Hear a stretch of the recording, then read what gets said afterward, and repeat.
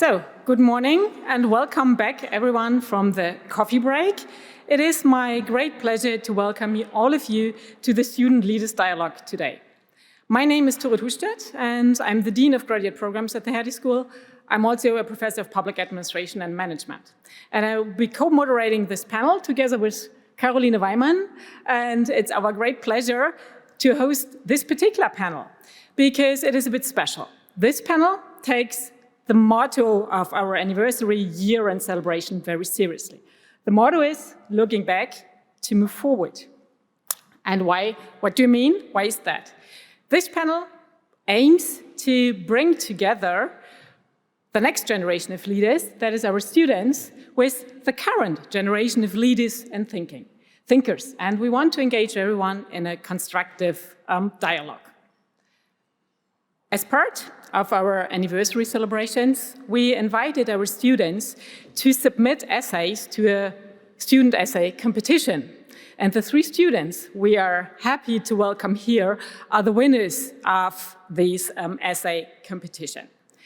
In the essay competition, we asked the students to submit essays on how they see the future of public policy, on what they expect the next generations of policy leaders will do differently compared to the current generation.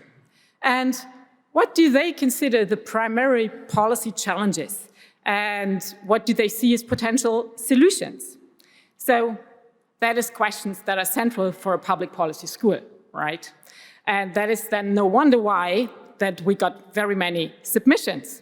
And we put a jury together. I was heading the jury that selected the winners, and here they are. And it was part of the award, or part of the prize, that we invite the three winners to stage today to discuss their ideas and their views and perceptions with current leaders and thinkers. So, let me just briefly introduce our three laureates. That is Eden Tadesse. Eden is a student in the Master of Public Policy in the class of 2025.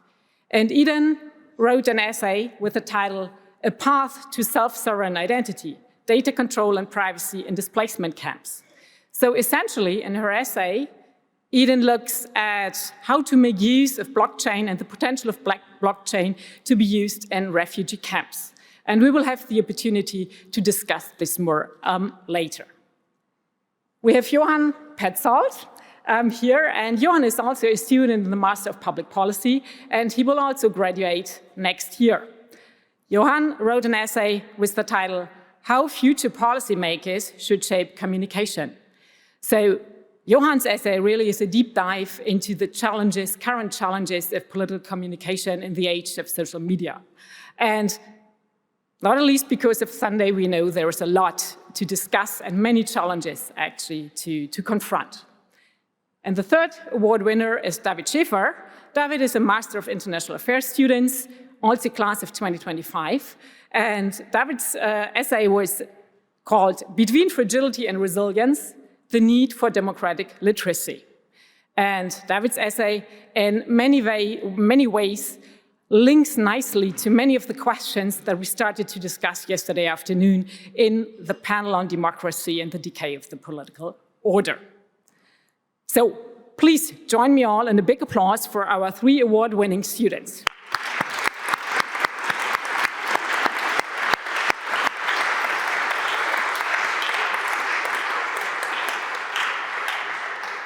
And Eden, Johann, and David are here to discuss with a panel of three experts. And the first is Norbert Röttgen, who has a long-standing career in German politics. He became a member of the German parliament first in 1994, and he has been a member of parliament ever since. It's 3 decades now where we held many positions in the parliament, as well as in his party, in the party group in parliament, in the federal level of the party, as well as in his home state, North Rhine-Westphalia. He also served as the Federal Minister for Environment, Nature Conservation and Nuclear Safety. That was from 2009 to 2012. And in the past couple of years, Norbert Röttgen is working on foreign policy. So he was, until 21, he was the chairman of the Foreign Affairs Committee in the parliament. Right. Norbert Röttgen studied law at Bonn University, where he also got a PhD. And last but not least, we are so grateful to have Norbert Röttgen as a member of our Board of Trustees at the Hertie School. So welcome, Norbert Röttgen.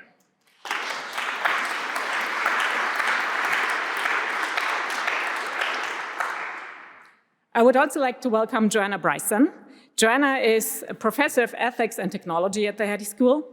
She works on the impact of technology in human cooperation and on AI governance. And before Joanna joined the Hertie School in 2020, I think it was, right, 2020, she held positions at several universities in the UK and the United States. And very important, she does not only do very important research, but also policy work. So in 2020, Joanna was nominated a member of the Alliance on, or of the Global Partnership for Artificial Intelligence by the German federal government. And Joanna is also here because she was a jury member of the student essay competition.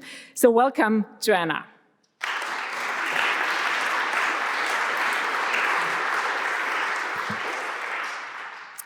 And I'm also happy to welcome back on stage Frank Fukuyama.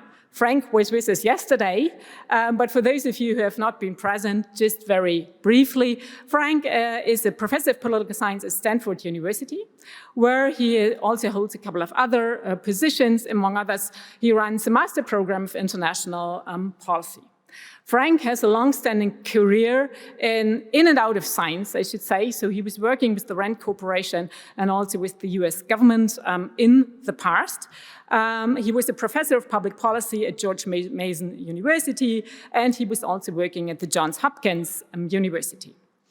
Frank is a world-renowned expert worldwide, you can say, because of his writings on democracy and the changes of the political order. And yesterday, Frank shared, I think, very interesting insights with us of his work and his thinking. So, welcome back, Frank, on stage here.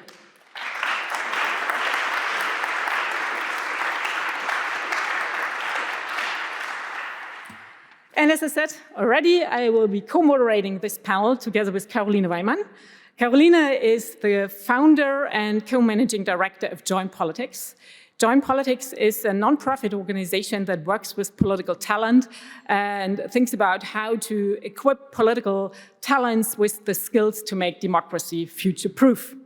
And so before that, Carolina has been working with social entrepreneurship, among others with the European Commission and the Siemens Foundation. And Carolina has studied in the UK, but she's also, and we are proud of that, an alumna of us. She graduated from our Executive Master of Public Administration a couple of years ago. So welcome, Carolina, as well.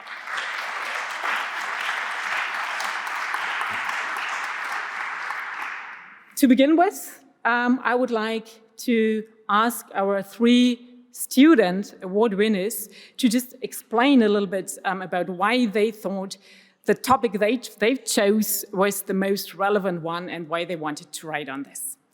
So Eden, you decided to work on blockchain and refugee camps.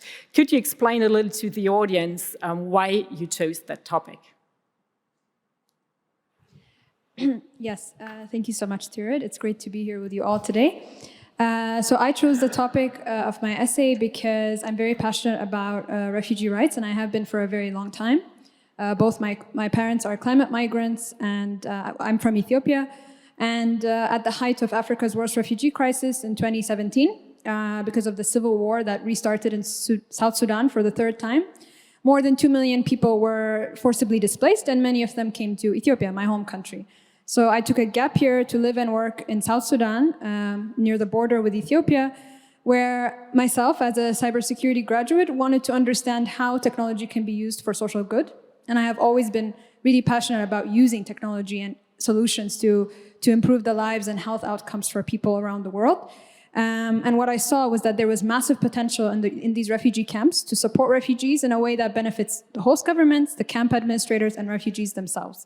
So today we are navigating in a technology-driven era, and I believe it is incumbent upon all of us, all have a moral obligation to support one another and use the resources and the tools we have to do good, to do social good. So in my essay, I explored blockchain, as this was a topic that was quite interesting for me to explore in my undergraduate degree. And although it seems like a pipe dream for lots of people, when they think of refugee camps, they don't think of innovation, and they don't think of young people, vibrant people doing really amazing work. But this is exactly what happens in the largest refugee camps. I just want to make that point. Not in all the camps, but in the biggest ones in the world, there is so much innovation happening.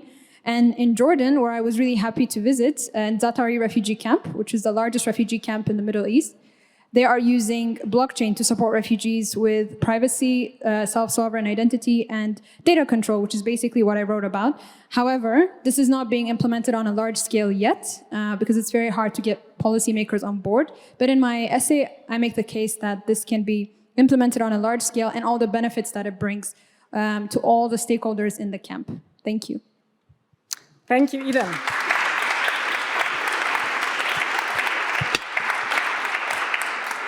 Johann, you wrote on political communication. Thank you. Yeah, so I was just very shocked with the decline of trust in democracy in Western societies. And it was so shocking for me because this is particularly true for my generation. And so I thought, my generation growing up with social media, there are certainly new patterns of media usage, new patterns of accessing political information.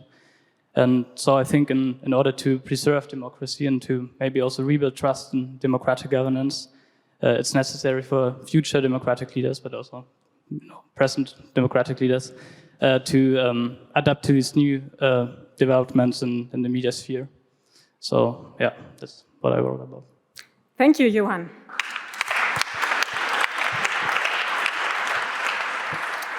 And David, why did you decide to write about democratic literacy?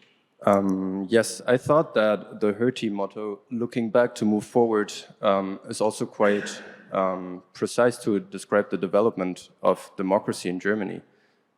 Because many people who built the basic pillars of democracy, they witnessed autocracy and a lack of fundamental rights, and they only need to look back to their own embedded experiences to move forward.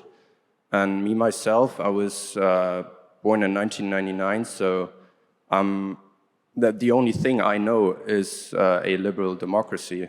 So if I look back, the only thing I see is a life in a liberal democracy. And I think that goes for all my generation. So I'm afraid that we take democracy for granted.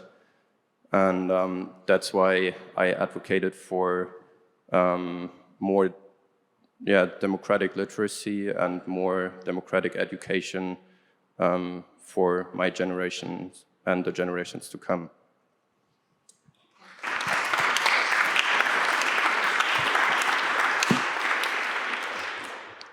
Now, my first question, Norbert, goes to you as an experienced politician. When you listen to these policy challenges debated by the students, what is your take? What does it take for future leaders to tackle these challenges? First of all, I find all these topics and the explanations given to this audience very fascinating and very fitting. And each of you have touched upon a fundamental topic and challenge. And I'm very grateful for the inspiration I think we can draw from your work. So this is what is my immediate reaction. What does it take to tackle the current challenges? I think we have to create an awareness where we are, and referring to the title of our conference, why we have reached the point where we are. So I would say very briefly, we are in an extremely special historic period of our history. I would say, and I couldn't of course, certainly not remember, but I would not know another time when we had such a historic density, so multiple fundamental challenges, and on the other side, that we had a period in time when the political systems, or to be more precise, the Western democracies, seemed to be so overwhelmed and overstretched from these challenges. So we have a simultaneousness of being challenged fundamentally from outside, for example, by the return of war, and internally we witness and experience that our democracy is in a state of crisis, and we have to defend our democracy. And both of these challenges are challenges I would not have expected some years ago.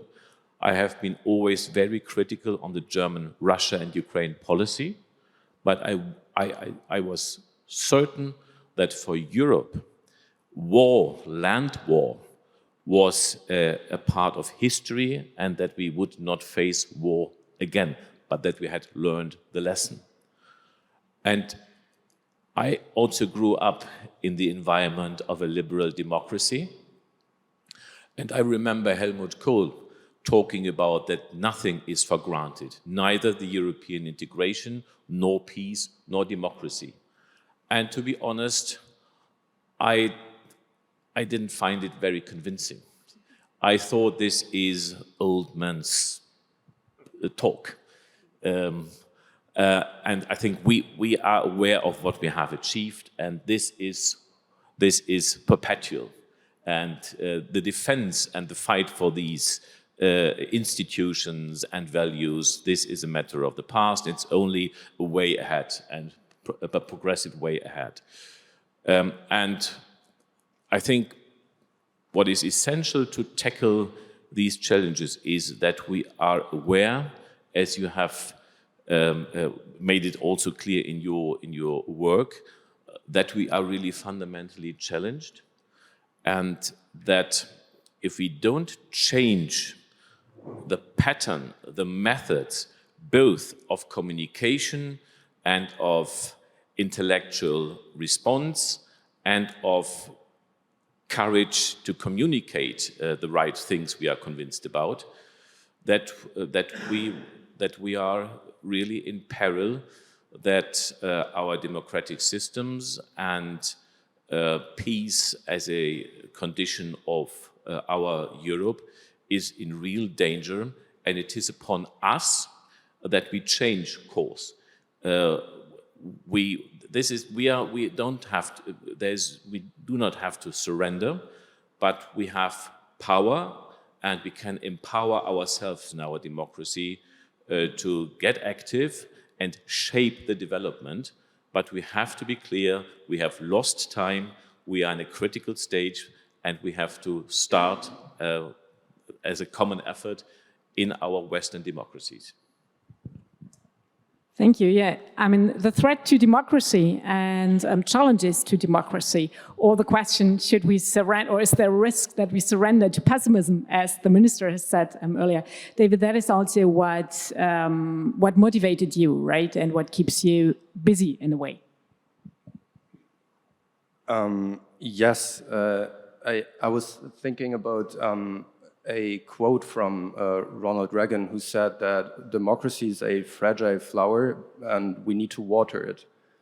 And I feel like for my generation, the water is missing. And that's why I also want to ask you, do you think that the privilege of living in a democracy has declined? And if so, what is the water? Well, I mentioned this in my talk yesterday, that precisely this fact that you noted, that you were born in a liberal democracy where you didn't really experience any alternative, and that made you take it for granted. And I think that's true of most people in your generation. I don't really know what the solution to this is. Why are Germans so allergic to inflation. Well, they went through this horrible experience of hyperinflation in the 1920s, and sometimes it's necessary to have a traumatic, externally imposed event, that shapes your attitudes then going into the next generations. The problem is that we don't want anyone here to experience dictatorship, war, the kinds of extreme events that shape the consciousness of the post-war generation going forward. And the question is, can there be some kind of peaceful substitute for that kind of shared experience? And I think that, in that respect, perhaps something like the Ukraine war gives people a little bit of a taste of what the alternative to liberal democracy is, because we see this very vividly in the occupied parts of Ukraine. I'm encouraged that that has actually provoked a response on the part of many Europeans, but I'm not sure that that is going to be enough to sustain a kind of deep belief in the need to actually fight for democracy in the future, because that's really what you want. You want people to accept that phrase of Reagan's that it is a fragile flower, and if you don't water it, it's not going to happen. A lot of people will be too busy to vote because they're just worried about their careers or their families, and they're not going to take the political challenge of the present seriously enough. But I guess this gets back to your issue of education, right? Because that's really the way that we can experience trauma without actually having to live through trauma. If you really understand, deeply what other generations have had to experience, it also shapes the way you think about the present. Unfortunately, a lot of that history is now being contested. In the United States, for example, certainly by the time we got to the civil rights era in the 1960s, the idea of the South and the Confederacy and the legacy of slavery, we thought was just dead and buried. And yet, on January 6th, we saw these people carrying a Confederate flag through the US Capitol.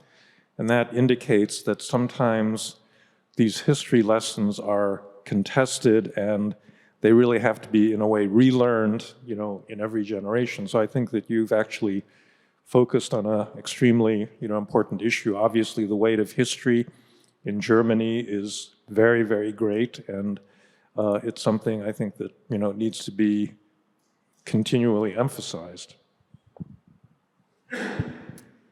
Thank you. Yeah.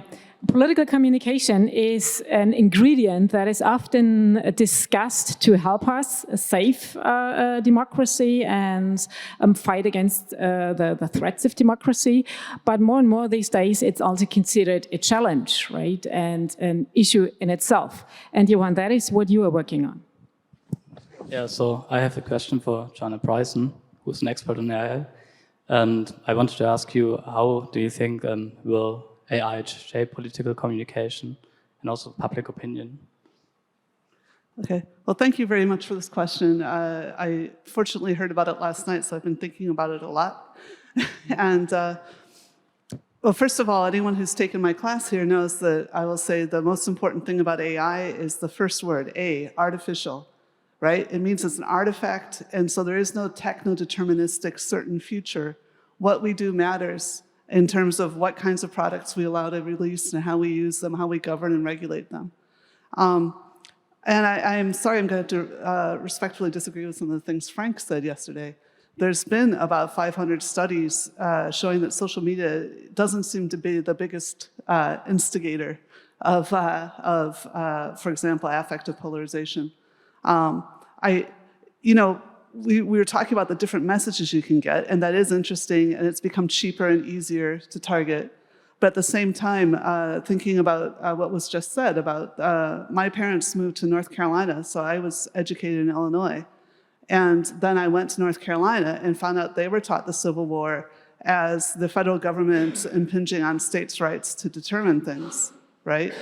And I ride my bicycle from Prenzlauer Berg out through Pankow, and I see the different messages that the AFD are putting on the signposts, right? You don't have to have social media for that. So I still think, I'm still hopeful about the role of AI. I mean, the main thing intelligence is search. And one of the things we have a problem with, I think we don't understand enough, is, of course, the extent to which that search can be used to target. And so there's a surveillance aspect, there's a targeting of appropriate A/B testing of advertisements that do have an outcome on the small proportion of people that are susceptible to such things. But it can also be a way that we can find out what really is true. Again, if we have sufficiently grounded sources of such truth. I do think one of the biggest impacts that AI has had on political communication has been, unfortunately, taking all the advertising money out of the media. And I think that when we look at the challenges that the media are facing, we have to remember this is a strangled, suffering, impoverished ecosystem. And these were the things that we had previously used as sources of information and truth. So we have to figure out how to do adequate redistribution from the people. Basically, only Google and Facebook have gotten the entire bulk of all the money that was previously going into print journalism. So finally, you probably were all hoping for me to talk about deepfakes or something really exciting, and I don't know. Nobody thinks about that VR thing anymore, right? What is metaverse? Yeah, right. No, but I will do one weird and interesting thing on you. I've heard Audrey Tang, I think the Minister of the Digital for Taiwan, talking about looking at the amazing progress that's been made in the digitalization of government, which we had the digital minister from Ukraine come and describe just incredible efforts by the Ukrainians and their allies to sort of, in a way, decentralize government. But of course, we know President Zelensky is here. There is still a strong government, and yet, as buildings are destroyed, people can still get the payments they need, and they can still get the services they want. So Audrey Tang was talking about taking that a little further and saying, whatever happens, Taiwan will still exist. And that actually slightly terrifies me, because if you think that you can have a country without the land, I think you aren't thinking all the way through it. And we might actually get to a point where we have political communication where there's multiple contested governments for a single piece of land. So I think that would be both my scary vision, but again, I could still think of maybe an optimistic vision where we do that cooperatively through political parties and we do federate at the top. Sure. Now, before we talk more about shaping tomorrow, we all know we have to understand the present and look at the past. I'd like to ask a question to the whole panel. What, in your perspective, were the key policy challenges of the past 20 years, and what do you think we can learn from that for the future? I'll just follow on what I said. I think it's fantastic what the EU has done in terms of the Digital Services Act, which should check on whether or not we are being manipulated through social media. And I hope that we're going to put up enough money to actually enforce the Digital Services Act. So I think that was one of the big challenges of the last 10 years, at least, if not 20. Maybe I can add onto what you just said. When we look at the changes in the field of technology and policy, what do you think, what kind of skills do future policymakers also need to navigate these challenges? Skills and knowledge. I think that we have a more fundamental problem, which has to do with motivated reasoning. I think that, in these kinds of panels, somebody inevitably says, well, we need better education. But there's actually a kind of decorrelation between levels of education and the kinds of beliefs that people are subject to. Jonathan Haidt wrote this, I think, very insightful book about motivated reasoning, that instead of the model which we've been carrying around with us since the Enlightenment, that says we take in data about the empirical world and we draw inferences about what's true from it, more typically what we do is we decide on an outcome that we like, and we use our cognitive powers to filter evidence that supports, those beliefs. And so you have a really fundamental problem, I think, when you get to the internet, where you can get support for almost any outlandish belief, and that this is not really subject to, simply if everybody goes to university, then they're going to understand. So I think that one thing that is important, there's a distinction between being educated for a digital world and just a general kind of education. That I have a colleague at the Stanford School of Education, that's just Sam Weinberg, that's written a very interesting book. He surveyed Stanford undergraduates about whether they can distinguish between a genuine authoritative website and a fake one. And it turned out that they actually don't do any better than kind of ordinary Americans, in similar kinds of surveys, because, they say, oh, well, if it's got a .org in the address, in the web address, it must be, legitimate, which the fake, the people putting up fake websites, they discovered this 20 years ago, right? And it turns out that the specific skills that you need to navigate the online information universe are quite specific to the internet, and they're not simply going to be absorbed by just people going to university and getting a higher education. So I do think we got to be careful about the exact sorts of skills that we need, to really distinguish truth from falsehood in this world. And we always talk about the future leaders, but of course the current leaders also have a big role to prepare in preparing the next, to prepare the next generation of leaders. So maybe also an open question to the panel. What do you think current policymakers can do to prepare the next generation?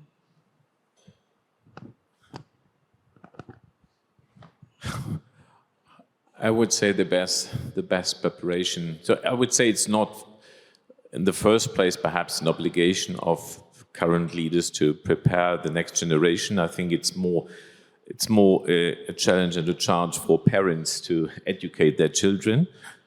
However, I would say the most important contribution, of course, is to pursue good policies, both on substance and in style and in the way you do it. If I refer to the first question, what were the big challenges of the past 20 years? I would say there was one key challenge, and this was to prevent the title of yesterday's conference, Decline of Liberal Global Order, to be the title of this conference. And we did not manage to avoid this title. This is the state where we are. And it didn't simply happen by accident. It happened because of a lack of policy. Very few natural disasters that came over us, perhaps the pandemic, but others are the result of politics and policies, or the lack of both.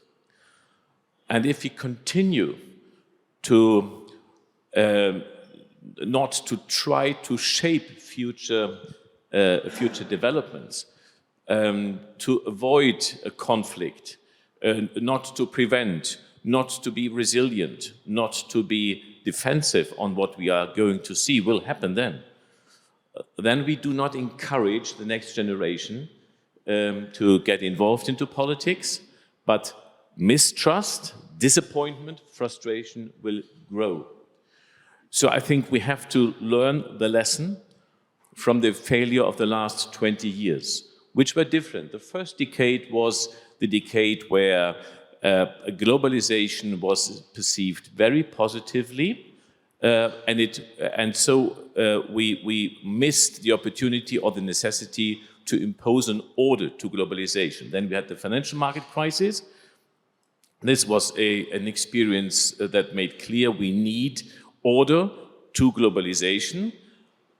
Then the second decade was from 2014 to now.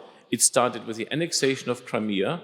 Xi Jinping came to power, so this was the decade where the where the tensions, the systemic rivalry we are now in, gradually emerged without finding an appropriate response by Western governments and countries.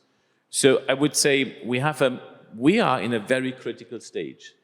And the best contribution of our societies, including politicians, scientists, civil society, is to say it happened really enough. We have enough of experience to fundamentally adapt the way and the substance how we respond to a world where conflict, even war, and rivalry are the new paradigms of the international scenery. And I would say we have to really recognize and see this critical, dangerous state of international affairs and change course. If we don't do that, I can only hope that the next generation will get active and will not resort to their private individual lives, but get active in the public field. Joanna, I think you want to respond straight to that. I think he said, I'll say very quickly.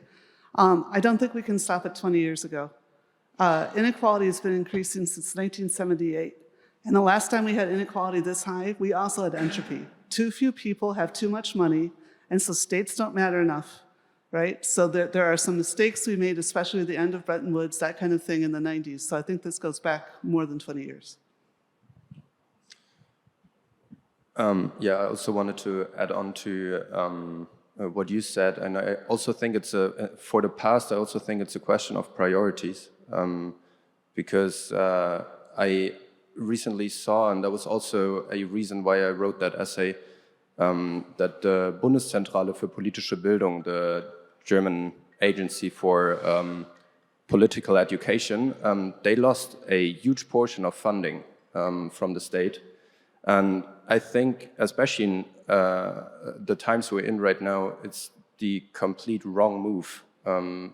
And what the result is, we can see it, for example, with the results for the European election.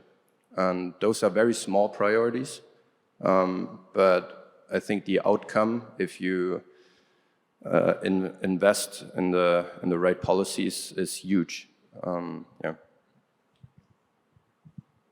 I think we could go into a long discussion about these topics and also about who can take what role in preparing us to deal with these challenges.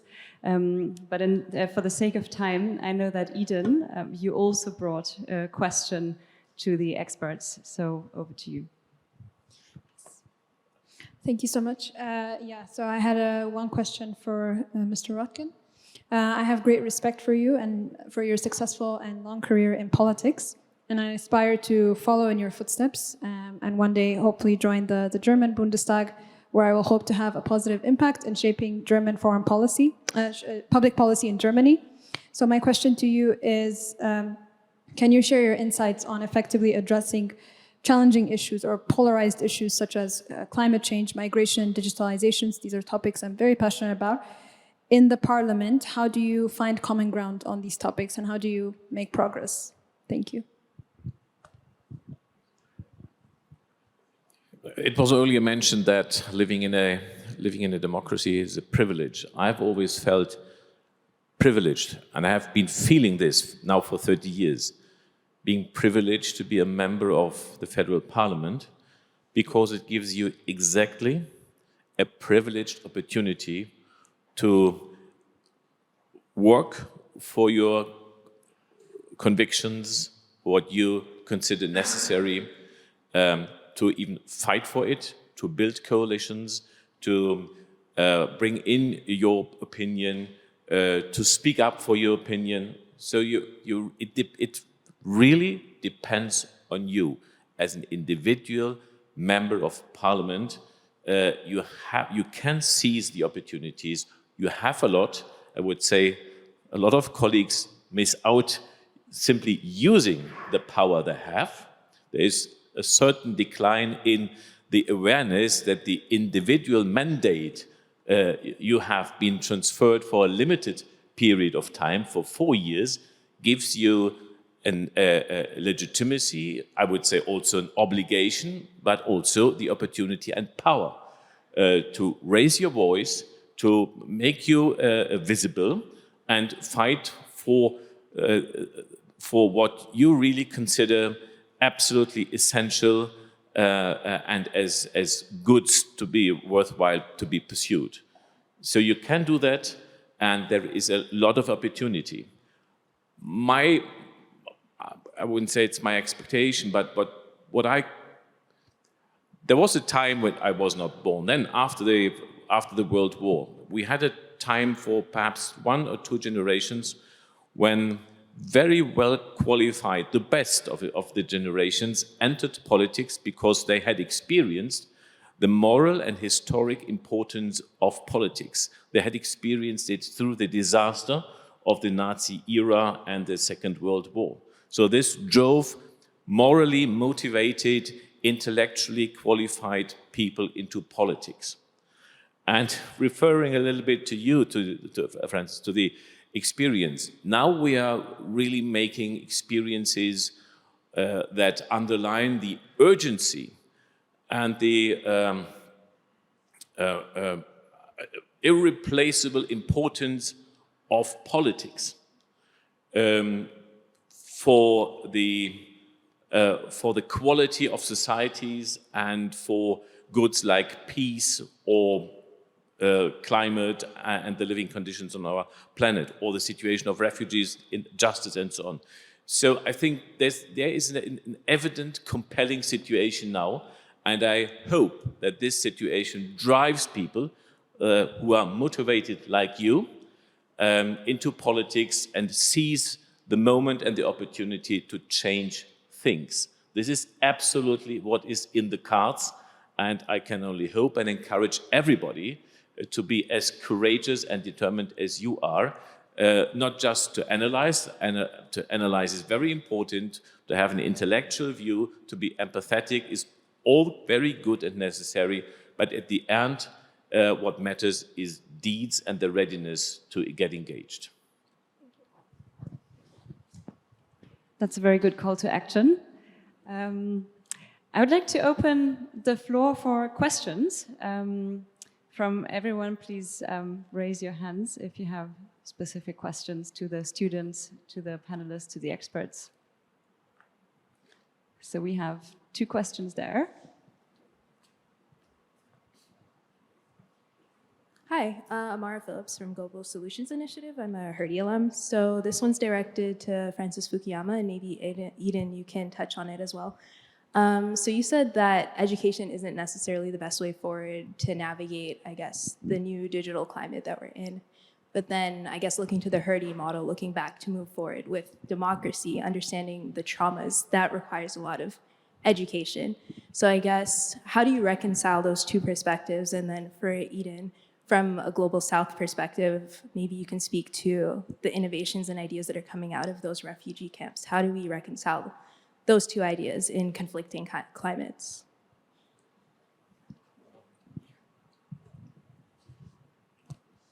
Thank you so much for the question.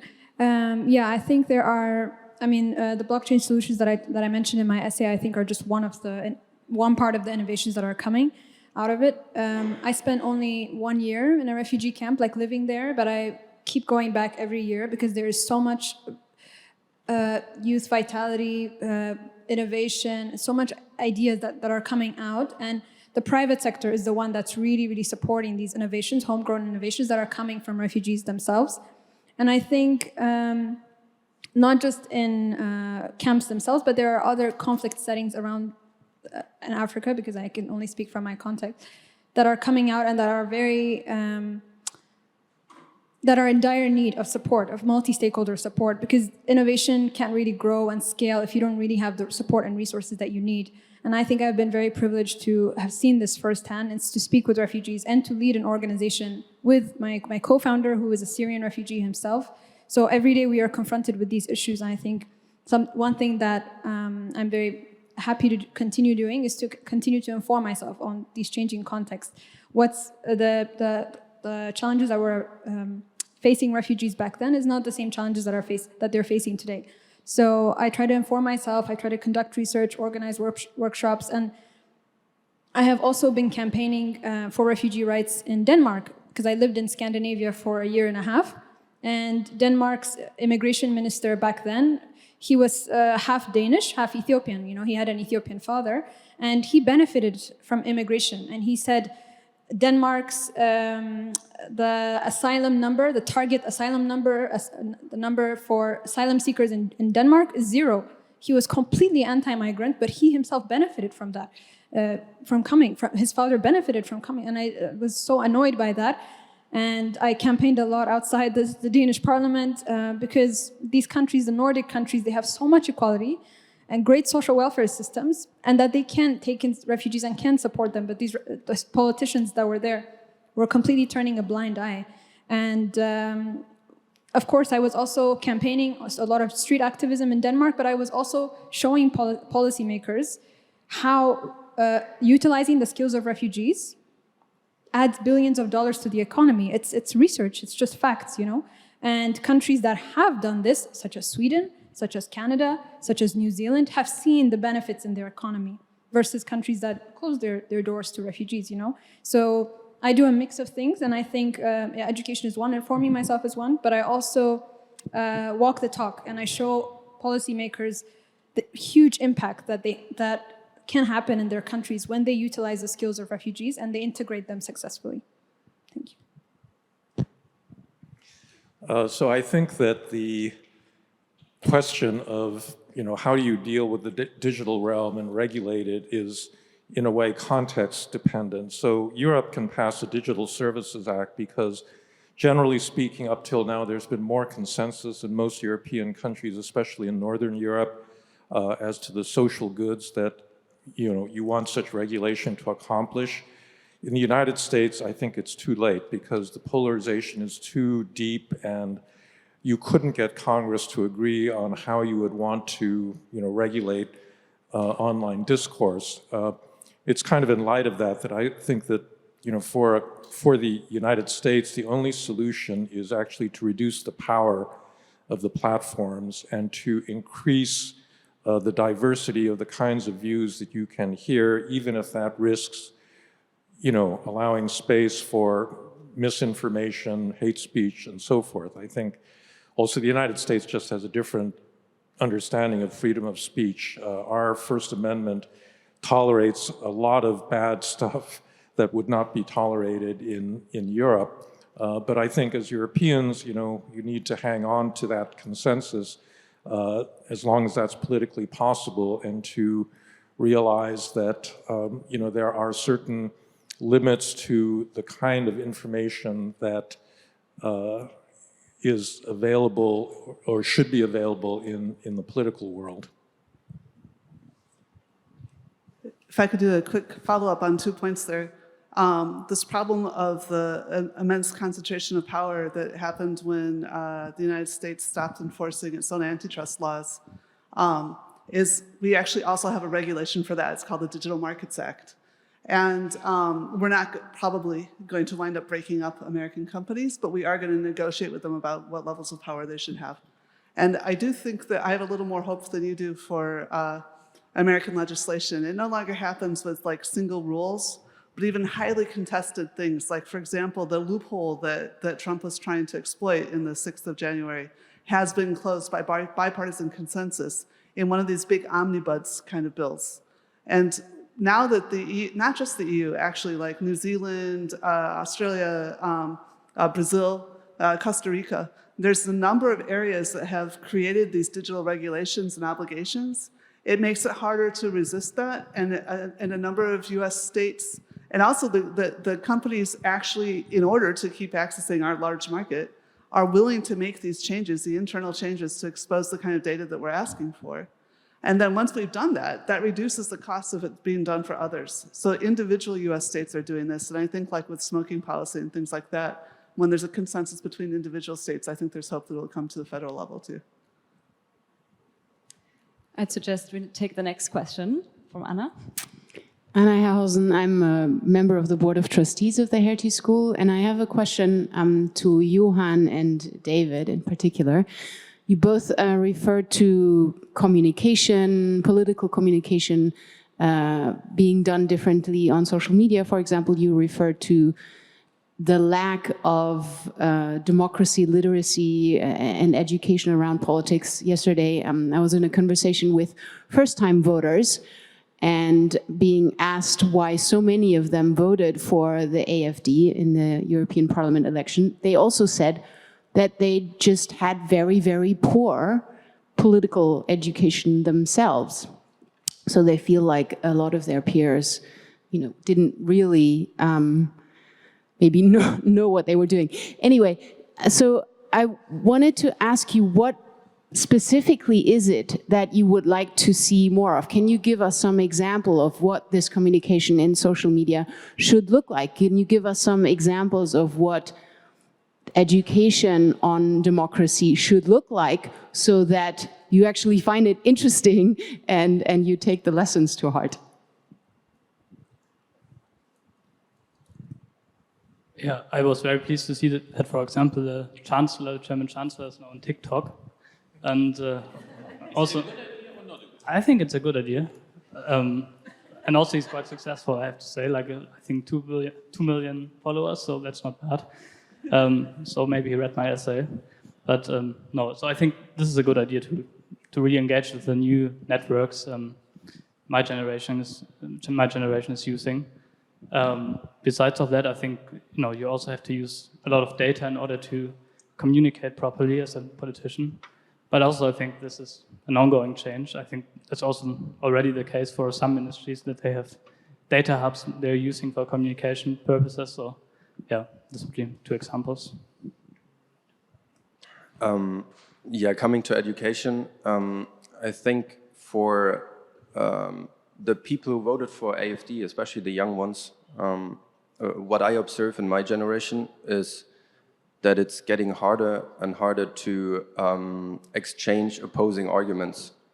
So if you as a young AfD voter want to discuss about the topics the AfD is going for, you have probably no one in your age to discuss with who is a green voter or left-wing voter, because one of them would probably say, no, I'm not talking to you because you're a N-word or whatever. And that's why I believe that what education should give us is the ability to talk again and to depolarize society and to exchange opposing views, and also to understand what democracy is about, what civic participation is. So there's a lot of civic participation among younger generations missing, and I believe it's also because they don't really know how to do it and how to participate on a regional level, and also how to become a politician, for example. Because if you're in the 9th grade and you got teach the basic of the political system, first you're in the 9th grade, so you don't really pay attention, and second, you never ever talk about that again in school or wherever, and it's just not enough. Yeah.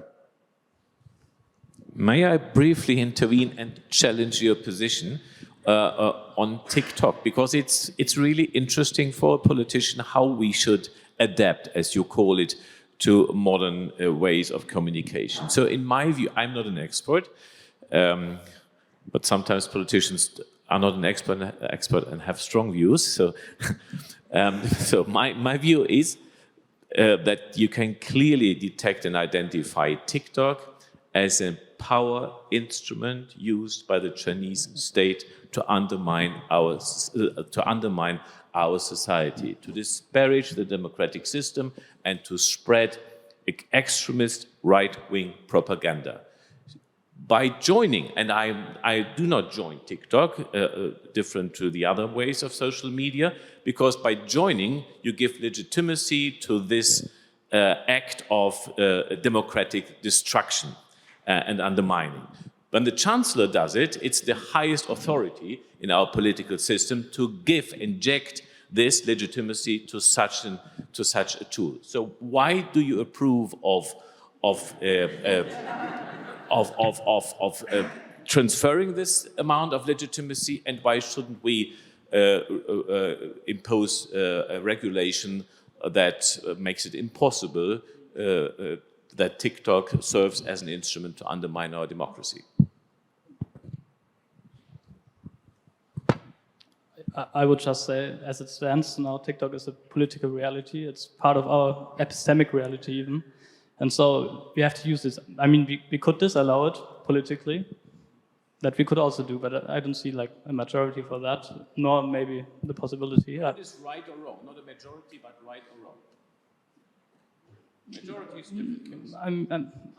Personally, I would say in the trade-off, right now, as it stands, the trade-off is we have to use it because the use is like more impactful than the symbolic part of it. Thank you. I think this gives food for more discussion and for continue this dialogue, right? So while listening to you, I was wondering, okay, is the glass half full or half empty? Do we have reasons to surrender to pessimism or not? And what prevents me? And particularly after listening to all of you, but also in my role as Dean of Graduate Program and as a university teacher, what prevents me from surrender to pessimism is that I think we have hope because we have reasons to have hope, because there is a young and bright generation full of energy that is ready to take on the challenges that we are currently facing and that we're going to continue to face. So thanks a lot, everyone, for sharing your insights here, both our panel experts as well as the students. And please feel invited to continue this discussion over lunch, where we all go to now for the next 1 hour, if I understand correctly. And we reconvene at 1:30. And lunch will be served just outside of this room. Thank you.